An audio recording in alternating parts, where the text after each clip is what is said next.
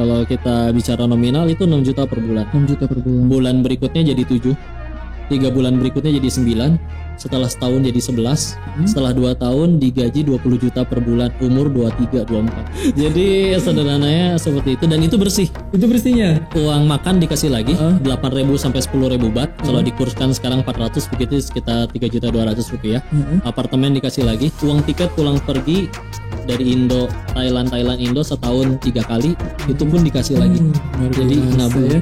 Selama 2 tahun akhirnya kerja di sana. Setelah 2 tahun kerja kan artinya resign dulu. Nah sisa setahun terakhirnya saya buka kasino saya sendiri.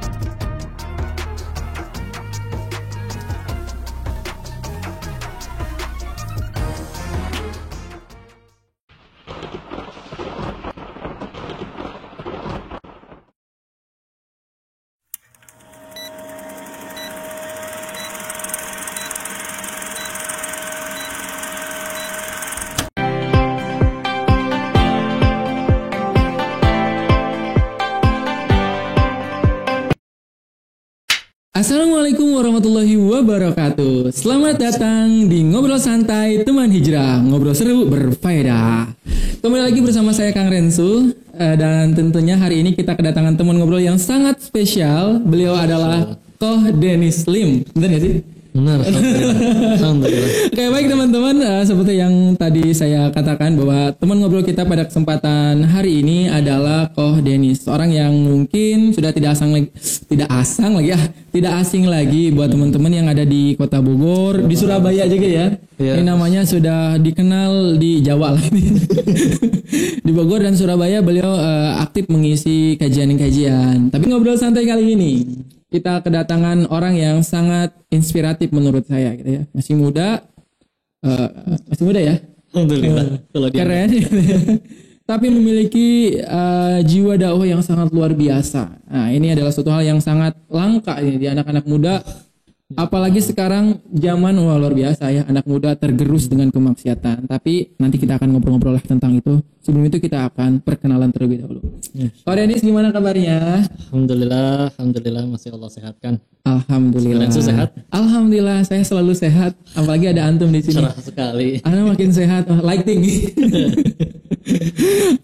Oke, sudah selamat datang ya, sudah ya. Selamat datang ya di Teman Hijrah. Terima kasih diizinin ngaji bareng nih, Masya Allah. Senang banget. Saya yang terima kasih sudah mau hadir di Teman Hijrah, memberikan ilmu, sharing ya, pengalaman, kisah inspiratif dan lain sebagainya yang tentunya akan sangat bermanfaat banget buat kita semuanya. Amin. Oke, boleh ditanya-tanya kan? Alhamdulillah. Oke, hari ini kita mau ngobrol santai nih, jadi kita harus sesantai mungkin. Persiapan santai dulu. Pak Dennis, Ya, boleh ini enggak nanya-nanya tentang diri antum? Betul. Boleh ya. Jadi manfaat ya. Nama lengkapnya emang Dennis, Koh Dennis atau gimana? Saya ada nama Chinese-nya. Oh gitu. Apa tuh? Namanya Lin Chin Fu. Lin Chin Fu. Lin Chin Fu. Lin itu marganya. Oh, namanya Lin. Chin dari kata cinta artinya emas. Fu dari kata Xing Fu artinya blessing, berkah. Wah, jadi emas yang memberikan keberkahan. Masya Allah. Itu kalau repot manggilnya ya nama Indonesianya Dennis. Dennis aja. Ada Dennis Setiawan. Oh, Dennis Setiawan. KTP-nya Mas. Oke, jadi nama KTP-nya Dennis Setiawan, nama Chinese-nya adalah Lin Chin Fu. Lin. Masya Allah ya, jadi namanya dari nama Chinese-nya juga luar biasa nih. Maknanya dalam banget. Emas yang membawa keberkahan seperti beliau hari ini. Permata yang membawa keberkahan insyaallah untuk umat. Amin ya Allah ya rabbal alamin. Jadi teman-teman, Kak Dennis ini adalah salah seorang pengisi dan pendiri dari komunitas Sahabat Masjid ya. Alhamdulillah. Dan tentunya kita akan menggali informasi dan inspirasi dari perjalanan kehidupannya Kak Dennis sampai ada di titik sekarang gitu ya. Yang mungkin dulunya dia diajak orang atau misalnya berada dalam suasana yang jauh dari agama misalnya. Tapi hari ini Masya Allah banget beliau menjadi orang yang begitu aktif untuk mengajak anak-anak muda untuk mendekat kepada Allah Subhanahu Wa Taala. Ya, gimana Kak Dennis perjalanan Kak Dennis dalam akhirnya menemukan bukan hidayah ya, apa namanya ya? Skenario Allah. Nah, Tolongan Allah. Ya itulah pokoknya, bisa dijelaskan nggak? Kasih tahu dong kita titik pencarian Koh Denis, karena sebelumnya kita pernah ngobrol gitu ya. Koh Denis itu sekolahnya di sekolahan yang non Islam gitu ya. Tapi kok bisa gitu sekarang jadi salah satu ustadz gitu ya di kota Bogor maupun di kota-kota lainnya, Insya Allah gitu ya, mengajak orang untuk menuju kebaikan. Nah kan ini sesuatu yang jarang banget gitu. Artinya orang yang dibesarkan gitu ya dari sekolah yang tidak ada sama sekali agama Islamnya gitu ya. Tapi sekarang malah jadi orang yang begitu aktif gitu ya, menyuarakan, mengajak untuk menuju Allah. Gimana kok ceritanya tuh? Insyaallah. Bismillah, Rabbi shrah li sadri wa yassir li amri wahlul 'uqdatam min lisani yafqahu qawli. Rabbi zidni ilman warzuqni fahman bi rahmatika ya arhamar rahimin. Subhanaka la ilma lana illa ma 'allamtana innaka antal alimul hakim. Bismillah. Segala puji hanya bagi Allah, maka itu tuh benar-benar ya hanya Allah lah yang layak dipuji. Dan jikalau ini dianggap jadi bahasan pun benar-benar cuman bukti betapa Allah sayang sama hambanya, seburuk apapun perbuatannya. Allah itu benci perbuatannya tapi nggak pernah benci sama individunya. Dan juga bukti mudah sekali bagi Allah untuk membolak-balikan takdir hambanya sesulit apapun yang dibayangkan oleh manusia. Tapi ya sederhananya kita sebagai manusia yang punya pembeda dengan hewan, punya akal ya, alhamdulillah. Banyak sekali ayat di Al-Quran sendiri yang memang Allah tuh perintahkan afala yatafakkarun, apa kalian gak berpikir, la'alakum ta'qilun, agar kalian ngerti, agar kalian tuh mikir. Maka akal ini pertama memang istilahnya kenal Islamnya begitu ya. Sama dari pertanyaan yang mungkin orang sebutnya al-uqdatul kubro, 3 pertanyaan mendasar. Dari mana kita berasal, untuk apa diciptakan, dan juga setelah meninggal akan kemana. Dulu sebetulnya sesederhana tentang sesuatu hal itu menurut logika seorang bocah Cina itu dulu ya, itu nggak mungkin tiba-tiba ada nih kayak gelas ini, nggak mungkin simsalabim jreng ada. Toh pasti ada yang buat. Siapa yang buat? Insya Allah manusia gitu ya. Nah manusianya itu dibuat siapa? Orang sebut orang tuanya. Orang tuanya dibuat oleh siapa? Ada yang nyebut kakek neneknya. Tapi begitu terus. Maka berkesimpulan bahwa pasti ada yang sudah ada duluan sebelum semuanya ada, dan dia pun pasti akan tetap ada setelah semuanya tiada. Dan itu adalah ajaran yang justru paling mendasar banget di dalam Islam, bahkan lebih fundamental daripada sholatnya itu sendiri. Ya, jadi pertama awalnya dari pencarian di situ, dari proses logika. 2, memang Allah skenariokan untuk gimana caranya supaya ini hamba ujung-ujungnya nyari Allah. Ya, kalau dari asal muasal banget, saya sendirinya sih udah lahir di Bogor, yang masih lahir di Cungkuonya di Cina sana mah kakek nenek ke atas lah ya. Kami dibesarkan di keluarga besar, terutama dari ayah memang Buddha, dan ketika disekolahkan pun dulu memang dari TK sampai SMA sekolah Katolik. Keren banget nih. Iya maksudnya ayah Buddha gitu ya. Tapi sekolahnya di Katolik. Iya, jadi apa ya, beliau pun tidak seperti istilahnya Buddha yang taat. Inti dari, nggak apa-apa ya, ini podcast kan ya. Inti dari ajaran Buddha itu cinta kasih universal. Pokoknya kamu itu hidup berbuat baik doang. Oh gitu. Ya, mau nggak pernah kau wihara sekalipun, yang penting hidup berbuat baik, udah gitu doang. Jadi mereka tuh nggak mewajibkan ada ibadah-ibadah mahdoh yang harus bener-bener, nggak. Pokoknya hidup berbuat baik, udah itu aja. Ya, jadi mau sekolahnya apa? Qadarullah waktu itu ya untuk swasta, dan yang banyak mayoritas Chinese-nya memang ya di sekolah-sekolah swasta tersebut. Biar tidak terasa diasingkan mungkin ya. Karena waktu awal-awal ke masjid ya diteriakin, "Weh Cina, ngapain lu ke masjid?" Ada pengalaman seperti itu. Lalu akhirnya masuklah ke sekolah tersebut. Skenario dari Allah setelah akhirnya proses berpikir tadi ada dibantu dengan kejadian yang singkat cerita. Waktu itu ayah kami ya, saya 4 bersaudara, beliau sakit ya, gulung tikar usahanya, dan waktu itu juga harus mewarisi beberapa hutang yang akhirnya diteruskan kepada anak-anaknya. Izin dengan bercerita seperti ini demi Allah bukan menjelekkan atau mendiskreditkan kedua orang tua. Justru beliau adalah anugerah paling besar dari Allah untuk diri ini yang jadi jalan kenalnya Allah. Tapi waktu itu pun ditambah udah sakit, ada hutang, dan saya masih punya 3 adik yang masih sekolah. Sampai sekarang pun masih anak pertama ya, nggak mungkin berubah ya. Dan singkat cerita ada satu kejadian waktu itu nancep istilahnya di hati ya, ketika tengah malam dibangunin oleh orang tua terkait tentang kayaknya mereka pas bangun tuh ngelihat matanya kayak berkaca-kaca, mungkin habis bertengkar.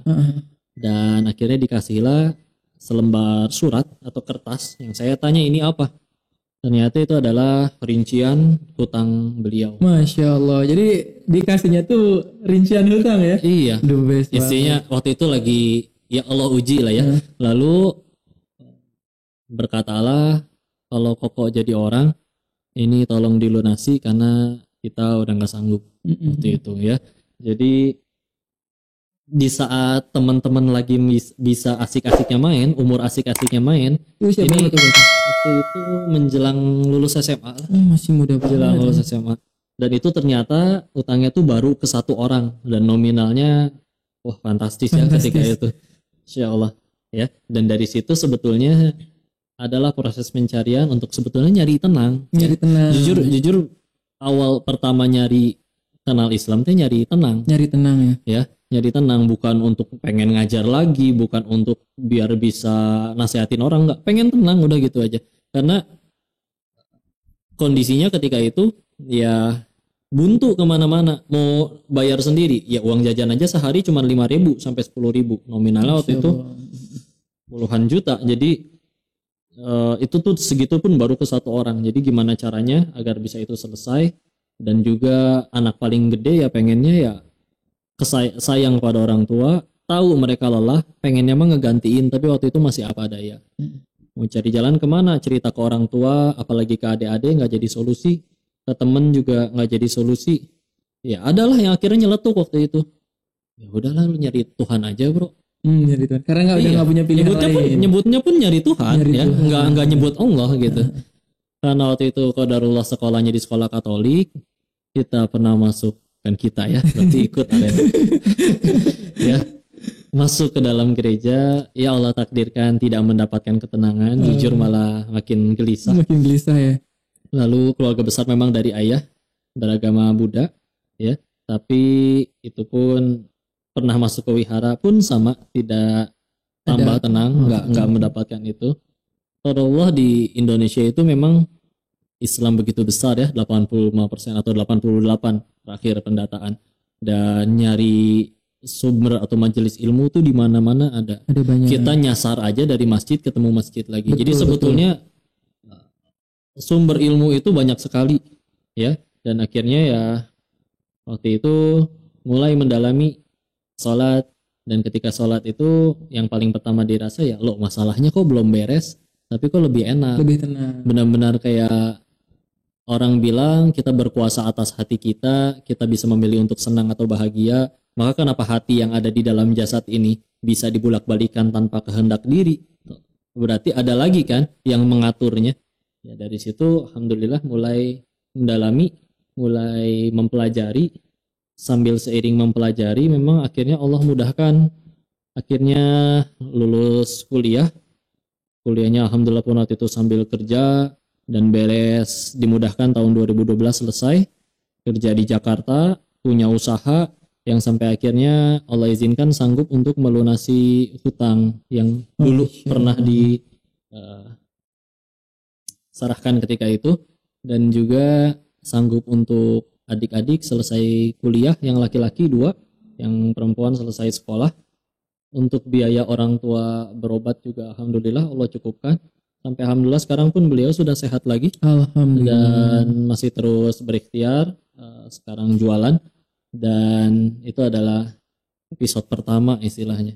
Itu ujian kesempitan. Ujian kesempitan.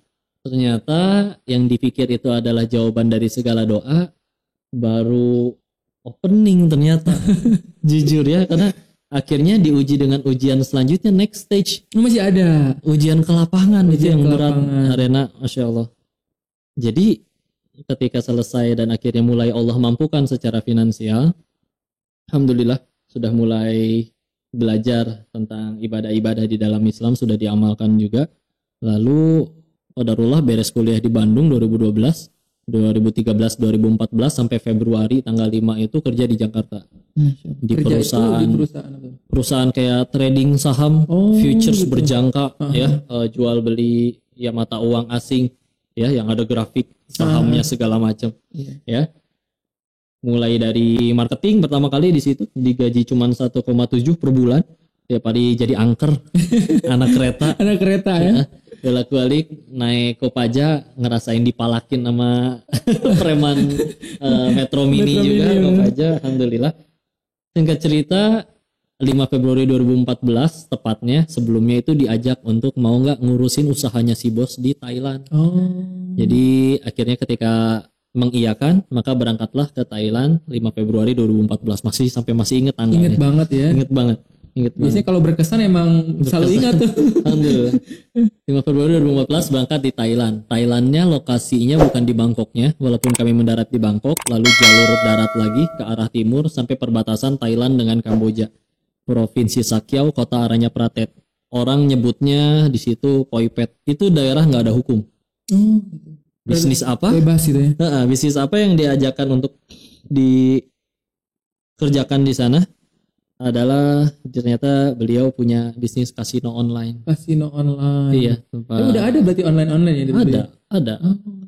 Perjudian di Indonesia itu dimulai dari, pokoknya berakhir untuk yang dunia online itu di 2004 ketika ganti Kapolri. Karena jujur ya, ini singkat cerita. Jadi orang kayak tadi kita pernah ngobrol ya, orang Cina zaman dulu itu judi itu bukan dosa. Bener. Karena ibarat ini punya orang nih, kita ambil rampok itu zolim. Bener. Tapi kalau misalkan mereka buka usaha tempat judi, mereka yang datang tuh welcome dan tanpa dipaksa, lu menang juga gue bayar. Betul. Ya. Jadi bagi mereka itu bukan dosa. Dan jujur dulu istilahnya kami perantau dari Tionghoa, dari Tiongkok sana, pilihannya kami tuh nggak sekolah tinggi. Pilihannya untuk jadi makmur, 1 jualan, 2 usaha hitam. Dan termasuk ini sekali lagi bukan mendiskreditkan. Kalau bertanya seperti apa ayah saya dulu, itu seperti nonton film Andy Lau zaman film gangster. Kasino gitu. Dan kancing dibuka sampai sini dengan berjas, kalung emas, pegang senjata di kemana-mana dijagain oleh backingannya, dan itu ngalamin yang gitu-gitu ya. Jadi tepatnya kenapa sampai tahu, karena 2004 ganti Kapolri semua mesti tutup Arena. Gitu. Akhirnya semua lari ke online. Bos saya yang ngajakin ke Thailand, dia mulai dari 2007 masih naik Jupiter. Pas dia ngajakin 2014 sudah punya Lamborghini. Wow, Masya Allah. Karena duit kotor ya, jadi cepet ya. Yang akhirnya berangkatlah di sana pertama jadi IT-nya. Oleh yang paling banyak sering ditanya, waktu itu udah sholat belum? Kenapa mau kerja kayak begitu? Nah itu dia gimana tuh? Tadi sempat mau nanya nih, itu gimana tuh perjalanan? Udah sholat. Cuman waktu itu ujian yang Allah sempat ujikan adalah orang tua itu istilahnya ya namanya rumah tangga pasti ada pertengkaran. Dan pertengkaran itu paling sering pasti karena masalah finansial ekonomi. Benar. Dan ketika itu terjadi, saya dengan adik-adik cuma bisa berpelukan di kamar berempat sambil menangis dan ya berkata dalam hati, kalau pengen punya uang, kalau punya uang tuh pengen gimana caranya agar mereka nggak usah mempertengkarkan masalah itu atas pikiran anak kecil ketika itu. Makanya ketika ada tawaran untuk kerja di sana yang tentu gajinya besar gitu ya. Besar ya. Dan dengan lemahnya iman, ini mah murni karena lemahnya iman, maka memilih untuk berangkat. Dan waktu itu memang masih masa pencarian juga kali ya. Masa pencarian. Ya, walaupun jujur sudah sholat ketika itu.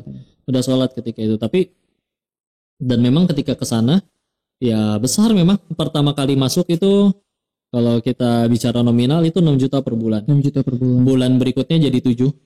3 bulan berikutnya jadi 9. setelah setahun jadi 11, setelah 2 tahun digaji 20 juta per bulan, umur 23, 24. Oh, pantesan pulang ke Indonesia. Jadi orang kaya.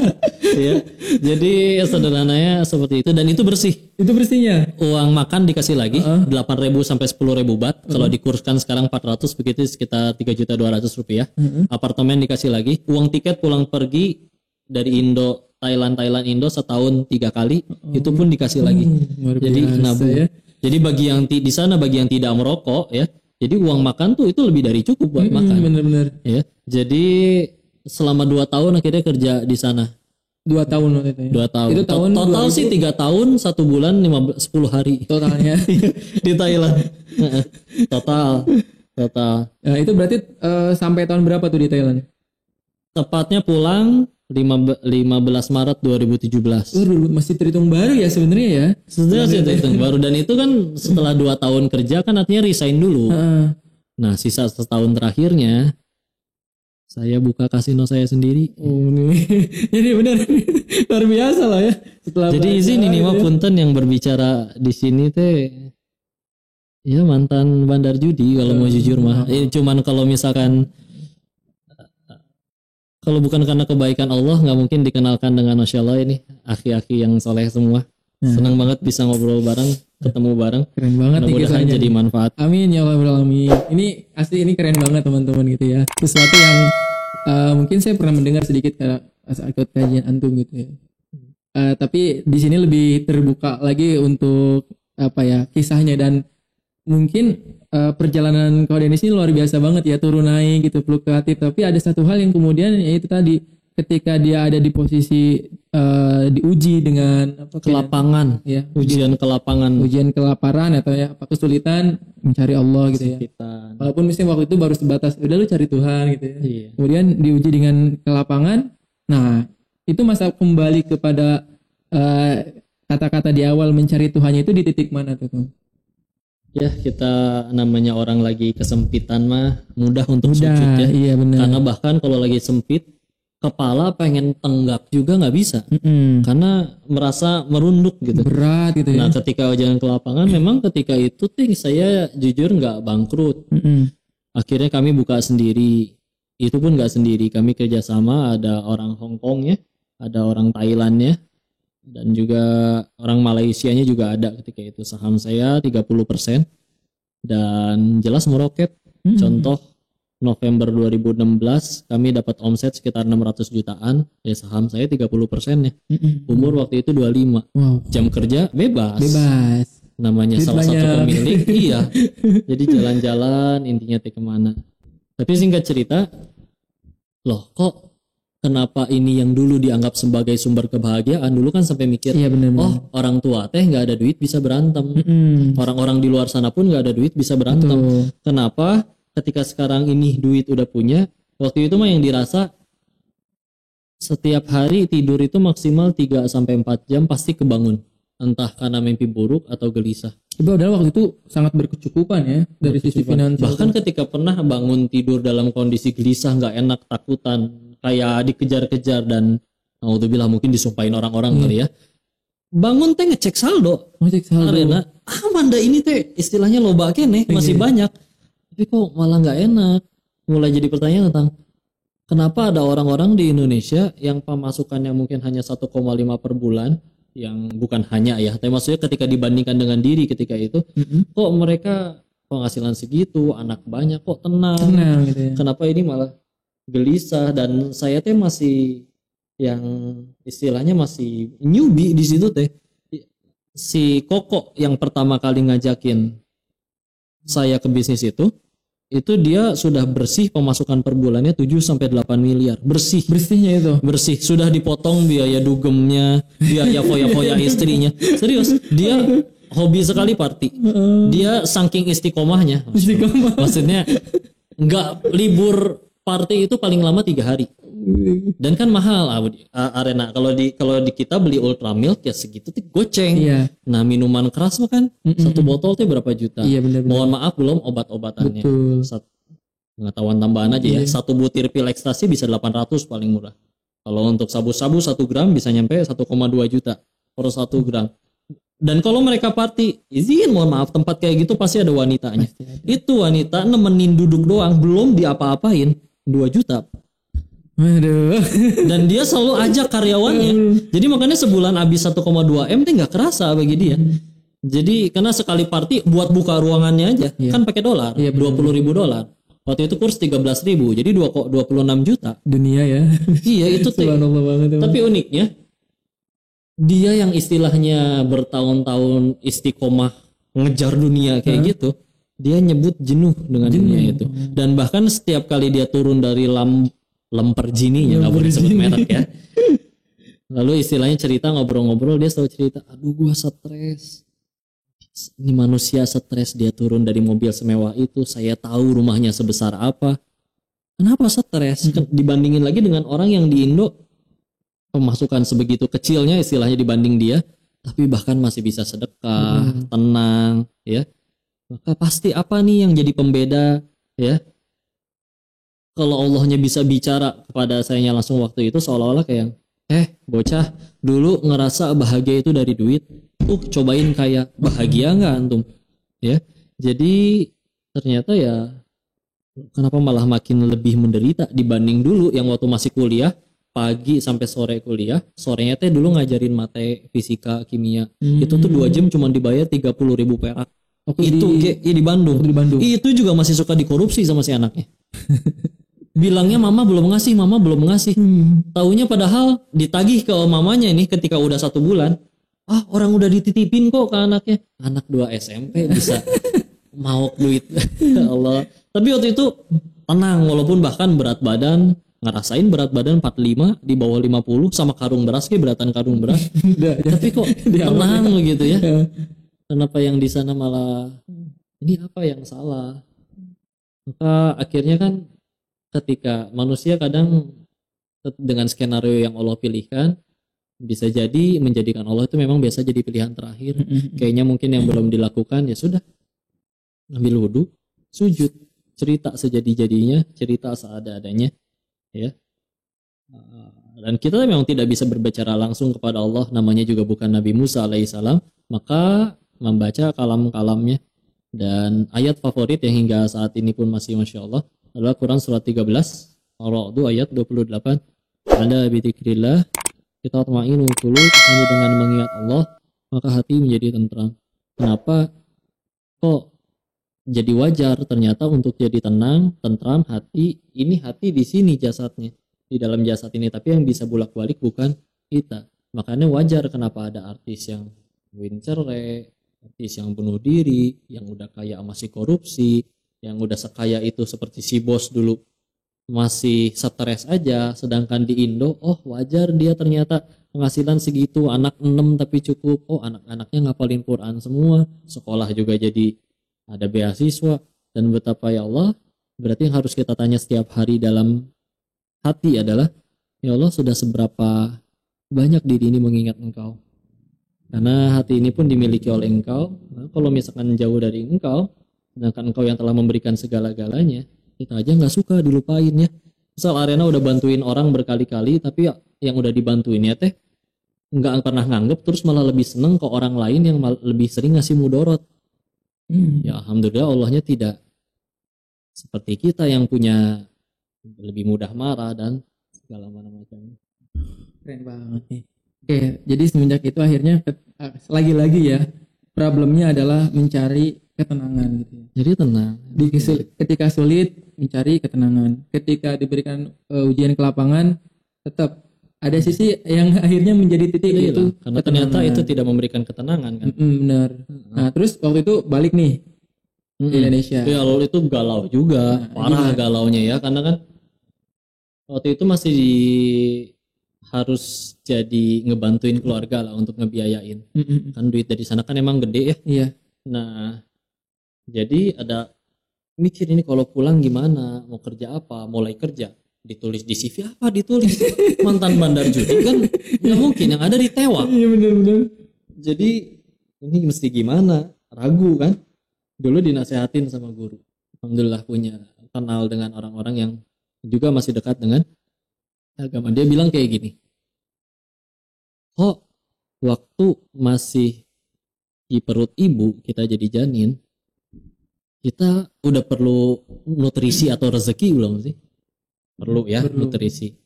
Tapi waktu itu kita belum bisa sholat, belum bisa minta, belum bisa kerja, belum bisa ngomong. Ibu kita makan pecel, jengkol, pete, karedok, tetap saja Allah ubah nutrisinya tersalurkan melalui plasenta tanpa kita belum bisa ngapa-ngapain. Maka sekarang kita ngaku udah gede, ngaku punya akal, udah bisa sholat, udah bisa kerja, udah bisa minta. Segitu ragunya sama Allah. Betapa kurang ajarnya diri ini kalau misalkan masih meragukan Allah, kayak ditampar pas dengar itu, dan akhirnya ya bismillah pulang. Jadi pulang akhirnya tepatnya 15 Maret 2017, itu pun dalam kondisi ya Allah mudah-mudahan tidak meninggalkan dosa jariah. Ya mereka belum bangkrut, belum tutup sampai sekarang. Dan tidak mungkin bagi diri ini tiba-tiba mendatangi mereka terus bilang, kalian semua ini haram, tutup. Karena mereka banyak yang sudah bahkan 40 ke atas, anak isinya bergantung dari pemasukan di situ, dan mereka nggak ada pilihan lain untuk ngelakuin usaha yang lain, apalagi tidak kenal agama. Ya taunya cuman itu doang yang sedang mereka lakukan. Ya, walaupun jelas sudah turun jauh, karena sekarang website seperti itu pun tambah banyak. Dan istilahnya yang mancing tambah banyak, ikannya segitu-segitu aja. Iya benar. Tapi akhirnya tepatnya 15 Maret 2017 pulang. Nah, pulang itu baru ngejar, akhirnya mulai kenal sama yang itu sahabat masjid. Itu emang teman-teman yang memang ngaji bareng, sebetulnya awalnya di deket rumah di daerah Sukamulya, Bogor. Dan semalu bener-bener waktu itu ketika beres ngaji, ada anak SMA kelas 1 atau kelas 2. Dia ditanyain mau setoran nggak sama gurunya ketika itu, dan dia setor waktu itu surat Al-Mutaffifin, yang bagi itu jujur bagi dia sendiri surat apa. Jadi ketika waktu pulang itu jujur kata kasur juga nggak apa lah Rena. Ya tapi ya Allah malu banget, selama ini hidup ngapain aja, udah ketinggalan begitu banyak. Ya dari situ ya Allah mudah sekali bagi engkau untuk mewafatkan diri ini ketika dulu bermaksiat. Engkau izinkan diri ini untuk bisa pulang, mengejar lagi, mudah-mudahan izinkan untuk bisa mengejar betapa banyak kekurangan yang harusnya hak yang kupenuhi kepada engkau sebagai Rob kami, Rob kita, tapi tidak dipenuhi dari dulu. Jadi ya dari situ akhirnya Allah izinkan benar-benar ketemu sama banyak guru-guru yang jadi jalan ilmu, orang-orang baik yang jadi jalan kebaikan. Dan diizinkan di sini sampai hari ini pun ini berkumpul dengan Masya Allah teman-teman yang dalam kebaikan. Alhamdulillah.